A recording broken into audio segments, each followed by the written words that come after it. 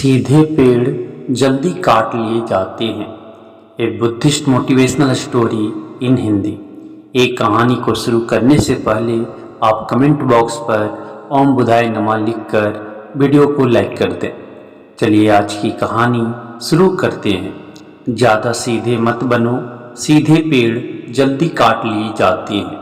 आज की कहानी के माध्यम से आपको कुछ ऐसे तरीके पता चलेंगे जिनसे आप धोखा खाने से खुद को बचा सकते हैं। भावनात्मक रूप से कमज़ोर आदमी का लोग हमेशा फायदा उठाते रहते हैं।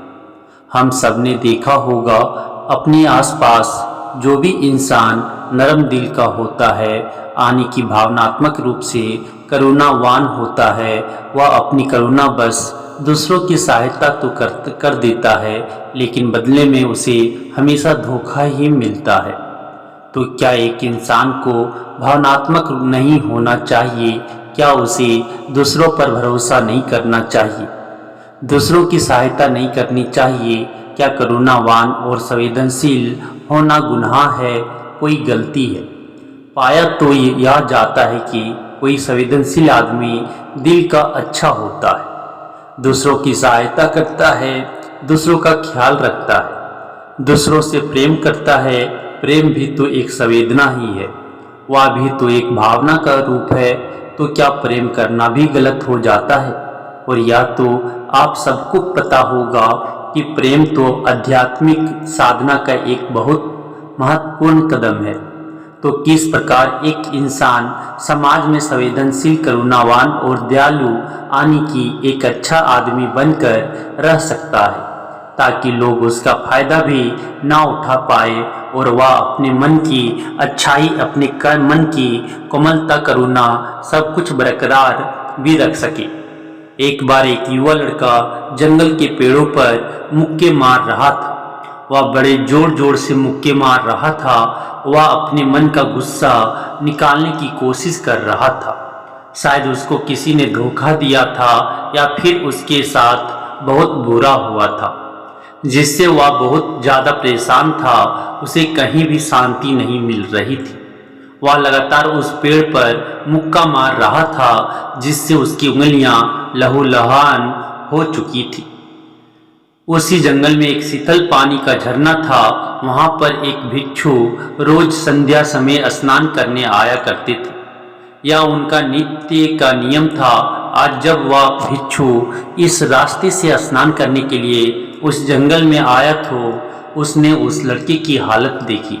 वह जोर जोर से चीख रहा था, रो रहा था और लगातार मुक्के मारे जा रहा था। उस लड़के के आसपास कोई मौजूद नहीं था। इससे उस भिक्षु को उस युवक की चिंता होने लगी। उसने सोचा कि कहीं मैं इसे ऐसे ही छोड़ दूं और कहीं ये आत्महत्या कर ले। तो ऐसे विचार आने के बाद भी वह कुछ नहीं बोला और लगातार उस युवक की तरफ देखे जा रहा था। भिक्षु एकदम चुपचाप खड़ा हुआ था। उसने युवक से कुछ नहीं बोला, कुछ नहीं कहा, बस वह उसको लगातार देखता रहा। कुछ देर तक उस युवक ने उस भिक्षु को नज़रअंदाज किया, लेकिन कुछ देर बाद उसे अजीब सा लगने लगा। उसने सोचा, ना तो यह मुझे रोक रहा है और ना ही कुछ कह रहा है, या तो बस मुझे देखे जा रहा है। इसका क्या मतलब है? बड़ा अजीब आदमी है। ऐसे ही विचार उस लड़के के मन में उठने लगे थे। जब कुछ देर बाद भी वह भिक्षु कुछ नहीं बोला तो लड़के ने अचानक से उससे पूछा कि महाशय, आप अपने रास्ते क्यों नहीं चले जाते? आपको क्या मतलब? आप खड़े हुए मुझे देख क्यों रहे हैं? भिक्षु ने बड़े शांत स्वर में कहा कि मैं तुम्हें रोक नहीं रहा हूँ, तुमसे कुछ कह नहीं रहा हूँ। तो मुझसे तुम्हें क्या परेशानी है? मेरी ही तरह है या पेड़ पौधे या पक्षी या सब तुम्हें तो देख ही रहे हैं। जब इनसे तुम्हें कोई परेशानी नहीं है तो मुझसे क्यों परेशानी है? या सुनकर वो लड़का जोर से चीख कर बोला, मुझे सबसे परेशानी है, मैं सबसे नफरत करता हूँ। यहाँ पर सब धोखेबाज, गद्दार होते हैं, कोई किसी का नहीं होता इस दुनिया में। और इस तरह बोलते बोलते वह फूट फूट कर रोने लगा और रोए जा रहा था और भिक्षु उसे देखे जा रहा था। वो उसे चुप करने की कोशिश भी नहीं कर रहा था। यह बात तो उस लड़के को और ज़्यादा अजीब लगी। अब रोना छोड़कर उस लड़के ने सीधे खड़े होकर उस बिच्छू से कहा, बड़ी अजीब आदमी है आप, आपके सामने कोई इंसान रो रहा है, दुखी है और परेशान है और आप उसे चुप भी नहीं कर सकते। आपके मन में बिल्कुल भी संवेदना नहीं है। बड़ी अजीब और कठोर हृदय वाले साधु हैं आपको अपने साधु होने पर खेद होना चाहिए। और ऐसे ही ना जाने क्या क्या जली कटी बातें जो युवक उस भिक्षु को सुनाने लगा। कुछ देर बाद जब युवक की सारी भड़ास निकल चुकी थी, तब भिक्षु ने बड़े ही शांत स्वर में कहा कि आज मैं तुम्हें कंधा दे सकता हूँ, तुम्हारे आंसू पोंछ सकता हूँ, लेकिन इससे तुम्हारी समस्या का समाधान नहीं होगा। कुछ देर के लिए तुम्हारा मन बहल जाएगा, बस उसके बाद वही जिंदगी, वही लोग जो तुम्हें आज कंधा देने के लिए भी तुम्हारे पास नहीं है, फिर से तुम उसी जिंदगी में लौट जाओगे। कोई तुम्हें धोखा देगा, कोई तुम्हारा फायदा उठाएगा और तुम अपने मन को ऐसी ही तकलीफ पहुंचाते रहोगे। तो आंसू पोंछने की बजाय तुम्हें मुझसे कुछ अज्ञान की बातें लेना चाहिए, जिससे तुम्हें जीवन में कोई भी धोखा ना दे सके, तुम्हारी अच्छाई का कोई भी फायदा ना उठा सके। याद रखना, आंसू पोंछने वाले तो तुम्हें बहुत मिल जाएंगे, लेकिन ज्ञान और सही समझ देने वाला कभी कभी कोई इंसान मिलता है। भिक्षु ने उसे बताया कि मैं पास ही के झरने में स्नान करने के लिए जा रहा हूँ, बड़ा ही शीतल पानी है वहाँ का, अगर तुम चाहो तो तुम भी मेरे साथ चल सकती हो। यहाँ पर अकेले परेशान होने से अच्छा है कि तुम झरने के शीतल पानी में स्नान करो, जिससे तुम्हारा दिमाग, मन, मस्तिष्क और तुम्हारा शरीर सब कुछ पवित्र हो जाएगा। यह सुनकर वो लड़का उस भिक्षु के पीछे पीछे हो लिया और जंगल के बीचों बीच रास्ता झरने की तरफ जाता था। जंगल में सन्नाटा छाया हुआ था। उनके पैरों तले सूखे पत्तों की चरमराने की आवाज़ पूरे जंगल में गूंज रही थी। आज पूर्णिमा की रात थी और आसमान में चांद अपनी उजली रोशनी उस जंगल में फेंक रहा था। उस रोशनी में दोनों उस झरने की तरफ बढ़ते चले जा रहे थे। रास्ते में चलते चलते उस युवक ने उस भिक्षु से कहा कि महात्मन, आपकी जिंदगी मस्त है, आपको किसी चीज़ की कोई परेशानी नहीं है। आपको पता है कि दुनिया में कैसे कैसे लोग बसते हैं, कितने धोखेबाज, कितने मक्कार, और सबसे बड़ी बात, अपने लोग ही धोखा देते हैं। जिनसे हम प्रेम करते हैं, जिनको हम अपना मानते हैं, जब उन्हीं से धोखा मिलता है तो कैसा महसूस होता है। कभी कभी तो ऐसे लगता है कि भोले और दयालु लोगों के लिए यह दुनिया नहीं बनी है, ये धोखेबाजों के लिए, मक्कारों के लिए दुनिया बनी है। वहीं ये यहाँ पर फलते फूलते हैं, वही आनंद से जीते हैं, और हमारे जैसे लोग जो दूसरों की सहायता करते हैं, दूसरों को अपना मानते हैं, वह हमेशा जीवन भर दुख में रहते हैं।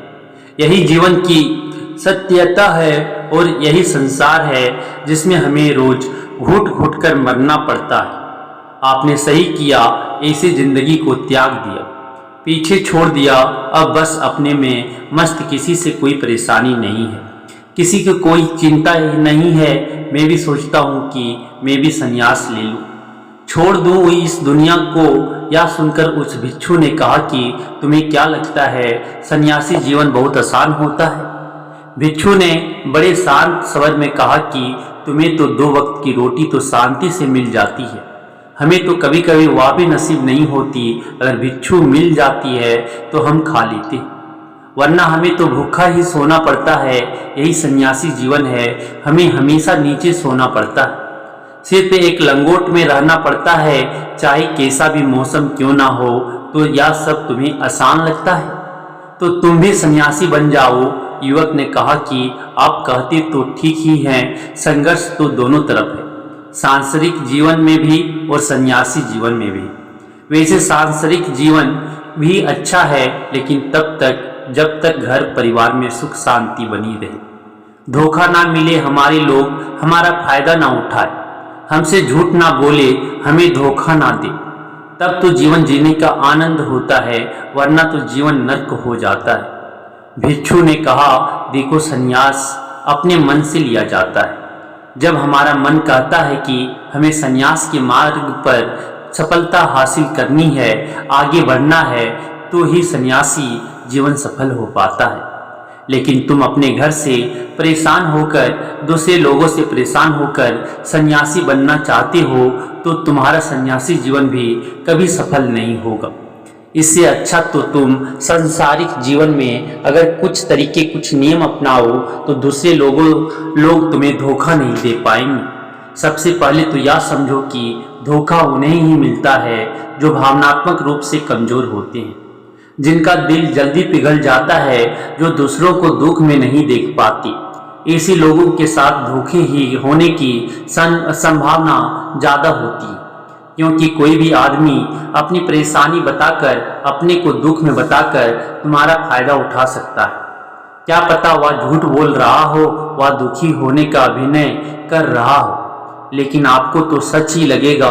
और उसके बाद कुछ समय बाद आपको पता चलता है कि आपके साथ धोखा हो गया। उसके बाद आपका मन अंदर से टूट जाता है। इसीलिए सबसे पहले बात ध्यान रखना कि किसी भी व्यक्ति को यह एहसास मत होने दो कि तुम भावनात्मक रूप से कमजोर हो। अंदर से तुम्हारा दिल नर्म है। अगर तुम उन्हें यह कमजोरी आपकी पता चल गई, तो वह कोई ना कोई जाल रचकर आपका फायदा उठाने की जरूर कोशिश करेंगे। चाहे आप अंदर से संवेदनशील हो, दूसरों की मदद करने वाले हो, लेकिन किसी को एहसास मत होने दो, ऊपर से कठोर बने रहो। जब लोगों को लगेगा कि इससे कुछ बोलने का फायदा ही नहीं है, या आदमी कठोर है, नहीं पिघलेगा, तो खुद ब खुद वो लोग जो झूठे हैं, जो मक्कार हैं, वो आपके पास आएंगे ही नहीं। वो उन्हें चुनेंगे जो उनके आसान शिकार होंगे। दूसरी बात समझने की यह होती है कि हम बहुत जल्दी दूसरों पर विश्वास कर लेते हैं, और हमारी जल्दी विश्वास करने की आदत ही हमें हानि पहुंचाती है। 2 दिन तुम्हें किसी से मिलने हुए नहीं होते हैं और तुम एक दूसरे के हो जाते हो, एक दूसरे पर पूरा भरोसा करने लग जाते हो, और यह भरोसा तीसरे दिन टूट भी जाता है, और फिर तुम्हें धोखा मिलता है, और फिर तुम परेशान होते हो। इसलिए समय दो किसी भी चीज को, किसी भी रिश्ते को आगे बढ़ाने के लिए समय की जरूरत होती है। समय के साथ तुम्हें सामने वाले इंसान की अच्छाई और बुराई पता चलती है। तब तुम्हें पूर्ण रूप से पता चलता है कि इंसान वास्तव में कैसा है, अच्छा है या बुरा है, और वह कुछ समय देने के बाद ही होता है। इसीलिए जल्दी किसी पर विश्वास मत करो। अगली पहचान या अगला तरीका समझने के लिए तुम्हें ऐसे लोगों को समझना होगा जो दूसरों की चापलूसी करते रहते हैं।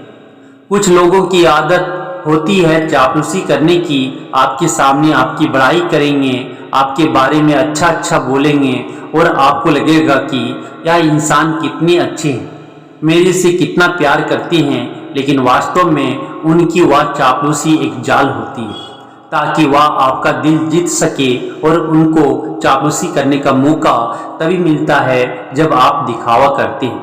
अगर आप उनकी चापलूसी से प्रभावित ही नहीं होंगे, तो कुछ समय बाद वो चापलूसी करना बंद कर देंगे। इसीलिए किसी के सामने दिखावा मत करो, वरना आप तो आकर्षण के केंद्र बन जाते हो। लोगों को लगता है कि शायद इसके पास बहुत ज्यादा धन संपदा है, इसीलिए इतना दिखावा कर रहा है। और इसी वजह से जो लोग आपका फायदा उठाना चाहेंगे, वो आपके करीब आने की कोशिश करेंगे, आपकी चापलूसी करने की कोशिश करेंगे। अगला नियम बताते हुए भिक्षु ने झरने की तरफ इशारा किया। वो झरने के पास पहुंच चुके थे। युवक को भी एहसास हो चुका था, क्योंकि वहां पर ठंडी ठंडी हवा चल रही थी। ढलान की तरफ जाते हुए भिक्षु ने कहा कि सांसारिक जीवन में एक बात समझने की यह होती है कि हम जिसकी सहायता कर रहे हैं, चाहे किसी भी रूप में, धन से, शारीरिक रूप से, या जिस भी अवस्था में हम किसी की सहायता कर रहे हैं, तो हमें यह ख्याल रखना चाहिए कि सामने वाला वापस कभी भविष्य में हमारी सहायता करने योग्य है कि नहीं। अगर किसी को पैसा उधार दे रहे हो, तो यह समझो कि उसके पास आय का कोई साधन है कि नहीं, कल भविष्य में वह तुम्हें वापस कर पाएगा कि नहीं कर पाएगा। अगर वह नहीं करेगा तो तुम्हें तकलीफ होगी, तुम्हें दुख होगा। ऐसे तो इंसान करुणावश भिखारियों को भी भीख देता है, लेकिन वह गलत नहीं है, क्योंकि जो भी पैसा अपने सामने वाले को दिया है उससे आपके ऊपर कोई ज़्यादा प्रभाव नहीं पड़ेगा। अगर वह आपको वापस भी नहीं लौटाएगा तो अगर किसी ऐसे इंसान को पैसा देना है जो कभी वापस नहीं लौटा पाएगा तो उतना ही देना जिससे तुम्हारे ऊपर ज़्यादा दबाव ना बने। अगर वो वापस भी ना लौटाए तो तुम्हें ज़्यादा दुख ना पहुँचे। अब तक वो दोनों झरने पर पहुँच चुके थे। दोनों ने अपने कपड़े उतारे और उस झरने के शीतल पानी में कूद पड़े। पानी बहता ठंडा था, बहुत ठंडा था। उन दोनों की सारी थकान, सारी उदासी पल पल में ही दूर हो गई। स्नान कर लेने के बाद दोनों एक पेड़ के नीचे उस झरने के सामने बैठकर बातें करने लगे। भिक्षु ने उसे आगे समझाते हुए कहा कि शुरुआत में लोगों को नज़रअंदाज करना सीखो। जब तुम किसी को शुरुआत में नज़रअंदाज करते हो तो जो भी लोग किसी लालच की वजह से तुम्हारे पास प्रभावित हो रहे थे उनके छटनी हो जाएगी। जब तुम उनको नज़रअंदाज करोगे तब को एक दो बार लोग तुम्हारे पास आने की कोशिश करेंगे। उसके बाद वो तुमसे दूरियां बना लेंगे और जो आदमी तुम्हारी इंसानियत, तुम्हारी अच्छाई देखकर तुम्हारे पास आएगा वो नज़रअंदाज करने के बावजूद भी तुम्हारी करीब ही बना रहेगा। और यही तो एक सच्चे इंसान की पहचान होती है, जो हमारी अपने होते हैं। उनसे हम लड़ भी लेते हैं, झगड़ भी लेते हैं, उसके बावजूद भी वो हमारी बातों का बुरा नहीं मानते। चाहे थोड़े समय के लिए वह हमसे नाराज रहे, लेकिन कुछ समय बाद फिर से हम एक हो जाते हैं। और यही तो घर परिवार का मतलब होता है, यही तो अपनों का मतलब होता है। इसीलिए शुरुआत में अनजान लोगों को नज़रअंदाज करना सीखो, इग्नोर करना सीखो, ताकि धोखेबाज मक्कार लोग तुम्हारे करीब ही ना आ पाए। अपने इस वार्तालाप को खत्म करते हुए भिक्षु ने अपनी आखिरी बात बताते हुए कहा कि ये आखिरी सीख सबसे ज़्यादा महत्वपूर्ण है। सब कुछ होने के बाद भी तुम्हें धोखे मिल सकते हैं, लेकिन तुम अगर अपने आँख और कान और अपना दिमाग खोल कर रखते हो, अगर तुम होश में रहोगे, ध्यान करोगे, तो तुम्हें इंसान की आंखें देखते ही समझ में आ जाएगा कि उसे तुमसे क्या चाहिए। तुम उसकी इच्छा और उसका स्वभाव उसकी आंखों में ही पढ़ सकते हो। लोगों की आंखों में, उनकी वाणी में, उनके स्वभाव में उनका सब कुछ दिखाई देता है। बस हम ही अपनी आंखें मूंद कर रहते हैं। दूसरे लोगों से जानो, उसके रिश्तेदारों से जानो, उसके परिवार वालों से जानो कि वह इंसान कैसा है, दूसरों के साथ उसका व्यवहार कैसा है, उसकी पड़ताल करो। जब किसी पर विश्वास करो, ऐसे ही किसी पर विश्वास मत कर लेना। अपनी पूरी संतुष्टि करना। अगर तुम किसी के साथ लंबे समय तक भरोसा करना चाहते हो, किसी के साथ कोई संबंध बनाना चाहते हो, कोई दोस्ती करना चाहते हो या किसी की मदद करना चाहते हो, तो इन सभी परिस्थितियों में तुम्हें ये जरूर पता होना चाहिए कि दूसरे लोग इस इंसान के बारे में क्या सोच रखते हैं। इसके बाद तुम जीवन में कभी भी धोखा नहीं खाओगे और तुम्हें कभी भी धोखे की वजह से पछताना नहीं पड़ेगा। इसी तरह की बातें करते हुए भिक्षु और वो लड़का दोनों जंगल से बाहर आ गए, अपने अपने घर को चले गए। दोस्तों, कभी भी किसी पर भी भरोसा करने से पहले उसके बारे में अच्छे से समझो, जानो, समय दो, फिर भरोसा करो। तो दोस्तों, कैसी लगी यह कहानी आप हमें कमेंट करके ज़रूर बताएं। अगर एक कहानी आपको थोड़ा भी मोटिवेट किया हो तो अपने दोस्तों के साथ अवश्य शेयर करें। धन्यवाद।